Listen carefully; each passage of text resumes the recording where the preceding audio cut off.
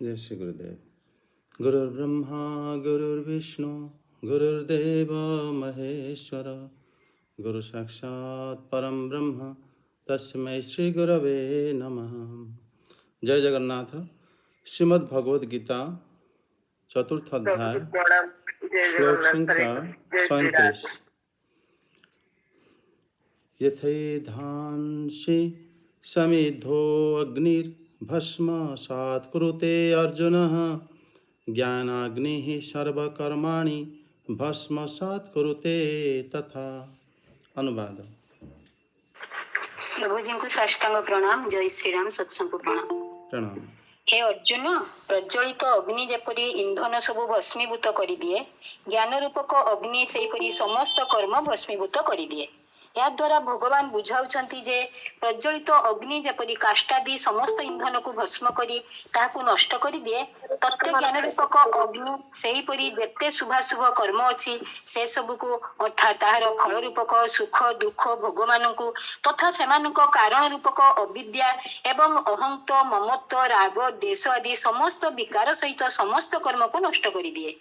मुंडकोपनिषदरे मध्य कुहाଯାଇଛି, विद्यते हृदय ग्रंथि छिद्यन्ते सर्व संशयाः क्षीयन्ते चास्य कर्माणि तस्मिन् दृष्टे परावरे। अर्थात सेही कार्य कारण रूपी परमात्मा को साक्षात्कार होई जिबा परे ज्ञानीकर जड़ चेतनर एकता रूपक हृदय ग्रंथि फिटी जाए। जड़ देहादि अज्ञान हेतु जो आत्माभिमान रही थाए ताहा तथा समस्त संशय नाश हो जाए। पुणी परमात्मा स्वरूप ज्ञान विषय कौन प्रकार सामान्य मात्र संशय बा भ्रम मध्य रहे नहीं। समस्त कर्म फल सहित समूल नष्ट हो जाए। इह जन्मरे एवं जन्म जन्मांतरे करा जाइथिबा समस्त कर्म संस्कार रूप रे मनुष्यर अंतकरण रे संचित होई रहे। सेही सबु कर्मर नाम संचित कर्म।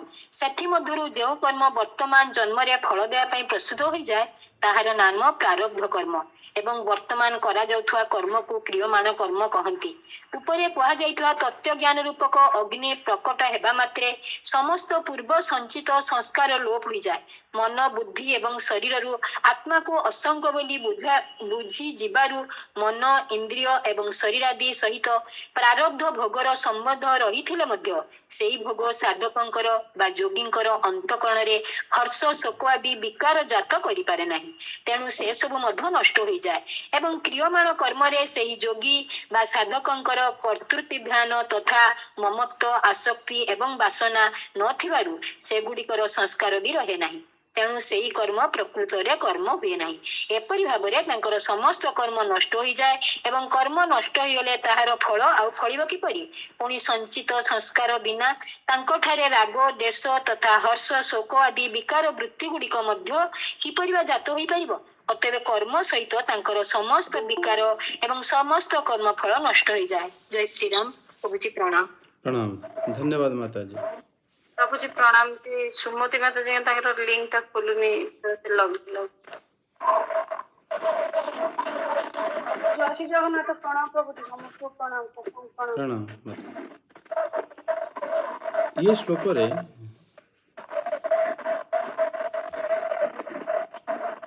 श्री भगवान कहते यथा संविधा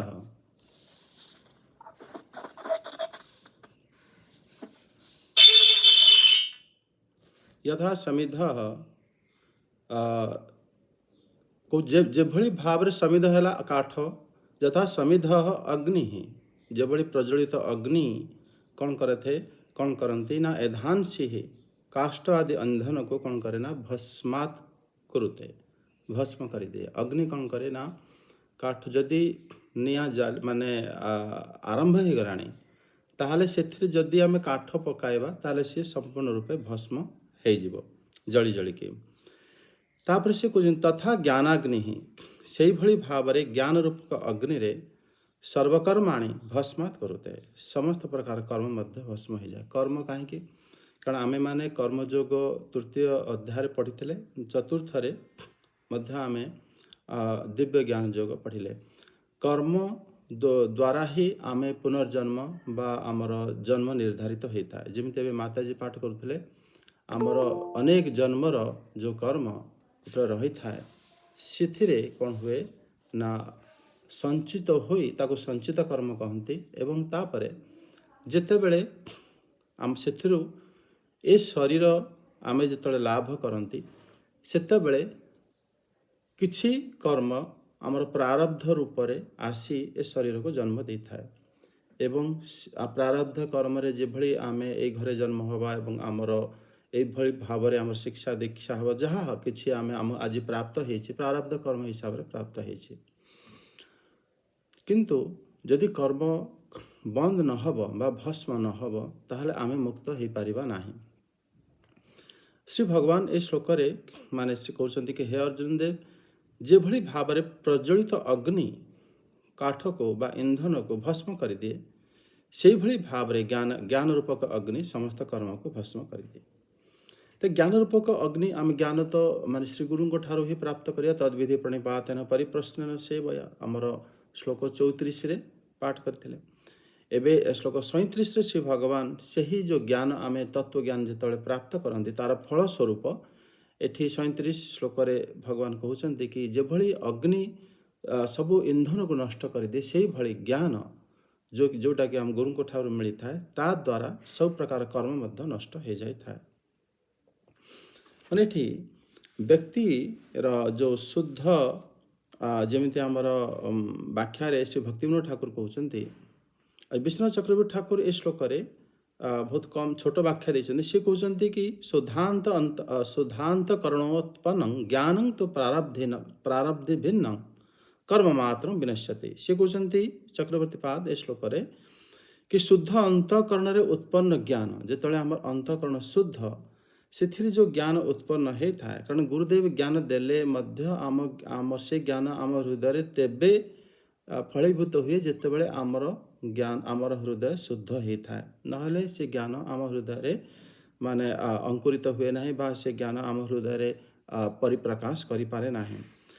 ଏଠି ଚକ୍ରବର୍ତ୍ତୀ ପାଦ ସେଇଟା କହୁଛନ୍ତି କି ମାନେ ଯଦି ଆମ ଶୁଦ୍ଧ ଅନ୍ତଃକରଣରେ ଯେଉଁ ଜ୍ଞାନ ଆମକୁ ପ୍ରାପ୍ତ ହେଇଥାଏ ପ୍ରାରବ୍ଧ ଅତିରିକ୍ତ ଅନ୍ୟ କର୍ମକୁ ନାଶ କରିଥାଏ। ଏଠି ଯେମିତି ମାତାଜୀ କହୁଥିଲେ ସବୁ କର୍ମ ନାଶ ହେଇଯାଏ। ଏଠି କିନ୍ତୁ ଚକ୍ରବର୍ତ୍ତୀ ପାଦଙ୍କର କହିବା ଅନୁସାର ହେଲା ପ୍ରାରବ୍ଧଟା ନାଶ ହୁଏ ନାହିଁ। ପ୍ରାରବ୍ଧ ମାନେ ଏ ଶରୀରଟା ପୁରା ହେବ, ଏ ଶରୀରରେ ପ୍ରାରବ୍ଧ କର୍ମ ହିସାବରେ ଆମ ଶରୀର ମିଳିଥାଏ। ଆମେ ଏ ପ୍ରାରବ୍ଧ କର୍ମକୁ ମଝିରୁ ଆମେ ବନ୍ଦ କରିପାରିବା ନାହିଁ।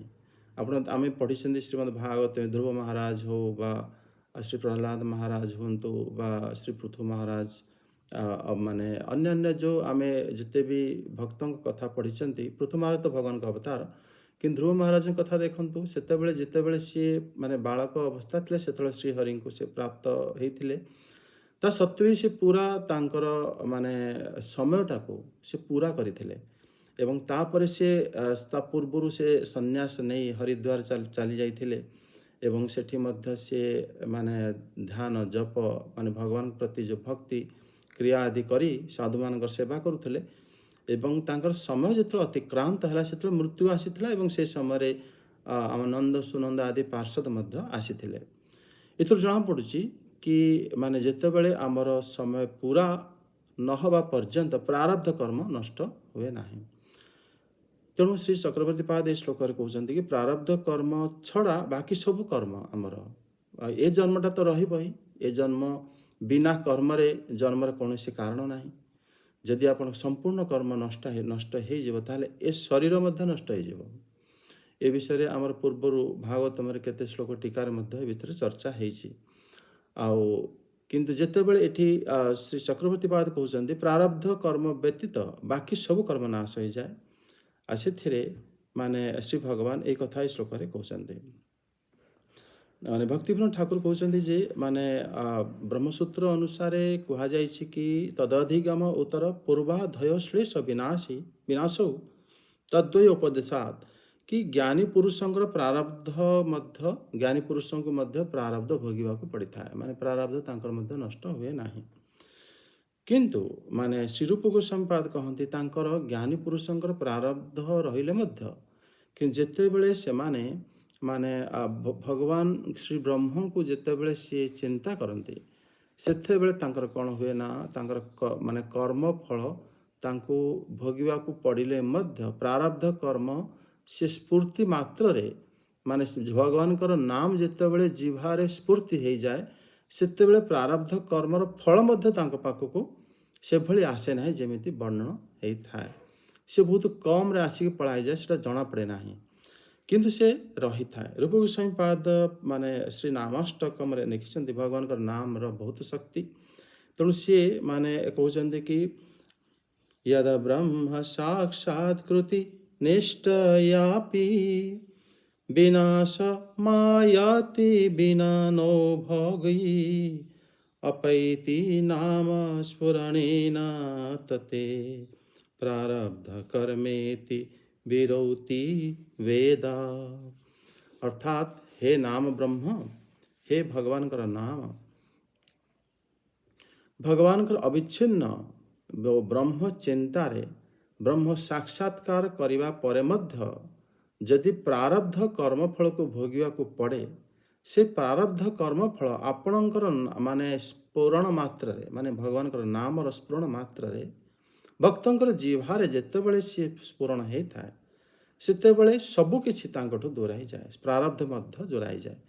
ये कथा को माने वेद उच्च स्वर पुनः पुनः गान करे। श्री रूप गोस्वामी मतरे आम अन्य जो साधु माने कहते जदि मनकर क्या प्रारब्ध कर्म अनुसार जदि सी शूली पाइबार जोग थाए आ सी जदि माने भगवान माने नाम को पवित्र नाम को से बारंबार उच्चारण करी से प्रेमा भक्ति आसीगले सेतबे देखा जाए तांकर माने गोटे माने छुंची फोड़ी हला भली एतिकी तांको से माने शूलीर कष्टटा से बाटरे ही चली जाए। माने से मानकर सब प्रारब्ध मध्य माने भली भाव आसी थाए, से जना पड़े ना भक्तों को।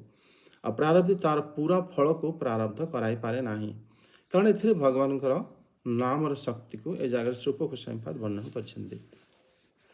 एठी माने श्री श्रीधर स्वामी पाद ए श्लोक माने कहउछन्ति कि समुद्र भली जो पाप जो लंघन हो जाए श्री भगवान उपर श्लोक कही से कथाटा को एठी श्री भगवान आहुरी स्पष्ट करने एठी कहउछन्ति जेभली भाव प्रदीप्त अग्नि काठ समुदाय को भस्मीभूत करिदाए से भली भाव आत्मज्ञान रूपी अग्नि प्रारब्ध कर्म अतिरिक्त समस्त को भस्म कर दिए। ये तार भाव अटे।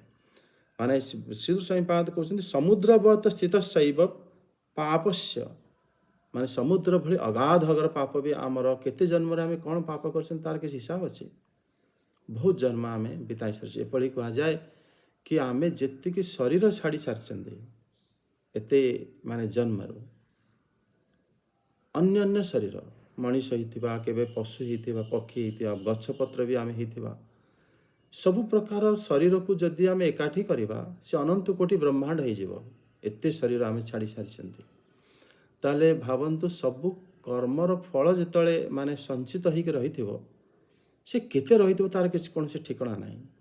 ताकू श्रीधर स्वामीपाद कहते समुद्रवत स्थित शैव पापस्य एते समुद्र भली जदि अगाध पाप भी आमर थिबो ताहा मध्य लंघन हो जिवो केभली ना जेमिति निया जलिले से जेते काठ थिले भी से माने से जली जीव निश्चित रहिबो नाही, से भली भाव रे बुझी नवा उचित। माने एठी श्री भगवान माने श्री अर्जुन देव को एठी माने केभली भाव रे माने सब पाप नष्ट हुए तार उदाहरण करके कहउछन्ते।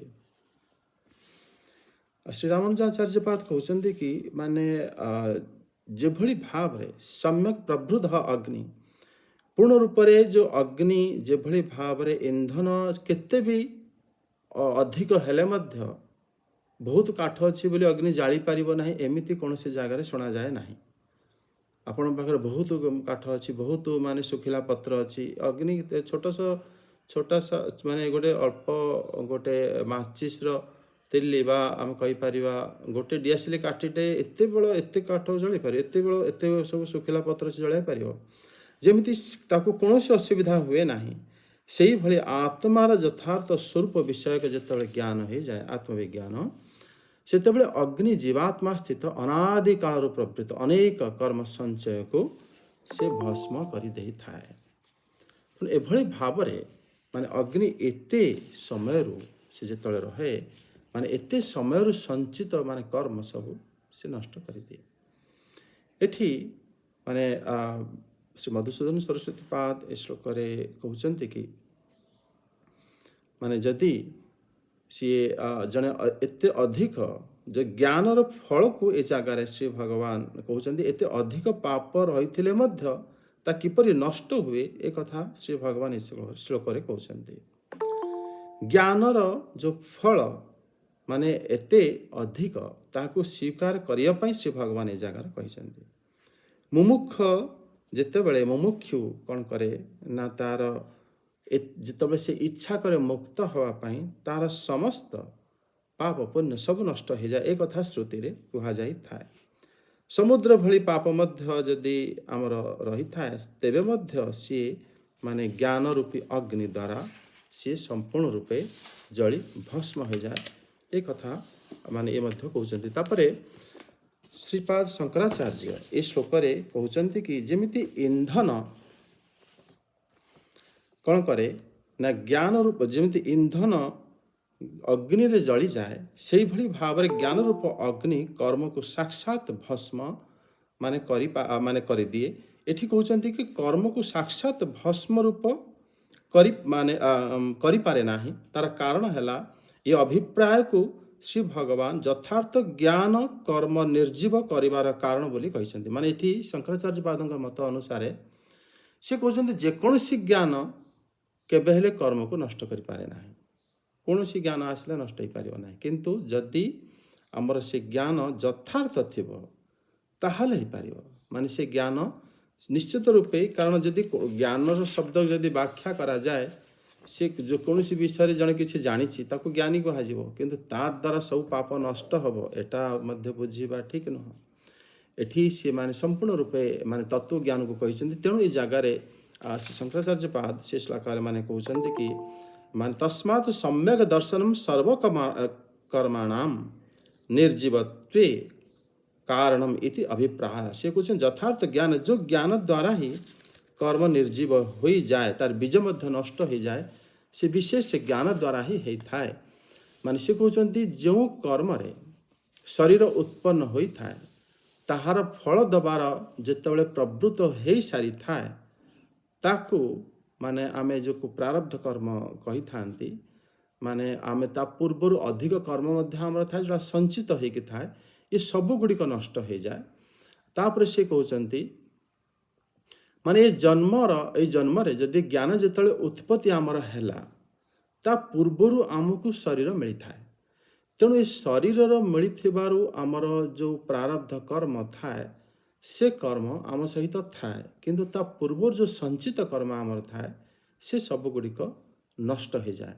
ପ୍ରାରବ୍ଧ କର୍ମ ମଧ୍ୟ ଆମର ନଷ୍ଟ ହୁଏ କାରଣ ଭଗବାନ ସର୍ବକର୍ମ କହିଛନ୍ତି, କିନ୍ତୁ ନଷ୍ଟ ହେଲେ ମଧ୍ୟ ଶରୀର ନଷ୍ଟ ହୁଏ ନାହିଁ। ତାର କାରଣକୁ ମାନେ ମହାତ୍ମା ମାନେ ବ୍ୟାଖ୍ୟା କରନ୍ତି କି ସେଥିରେ କ'ଣ ହୁଏ ଓ ସେଇଭଳି ଭାବରେ ସିଏ ମାନିକି ଭାବନ୍ତୁ ଯେମିତି ଗୋଟିଏ ଧାନ ବା ଗୋଟେ ଚାଉଳ, ଯେମିତି ଗୋଟେ ଧାନ ସିଏ ଯେତେବେଳେ ତାକୁ ଆମେ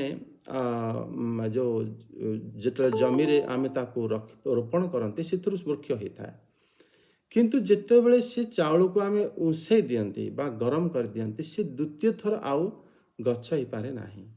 ସେଇଭଳି ଭାବରେ ଯେତେବେଳେ ଦିବ୍ୟ ଜ୍ଞାନ ଉଦିତ ହେଇଥାଏ ସେତେବେଳେ କ'ଣ ହୁଏ ନା ଆମର ଯେଉଁ ପ୍ରାରବ୍ଧ କର୍ମରୁ ଯେଉଁ ଶରୀର ଥାଏ ସେ ଶରୀର ରହିଥିଲେ ମଧ୍ୟ ସେ ପ୍ରାରବ୍ଧ କର୍ମର ପ୍ରଭାବ ସେ ଦେଖାଇ ପାରେ ନାହିଁ।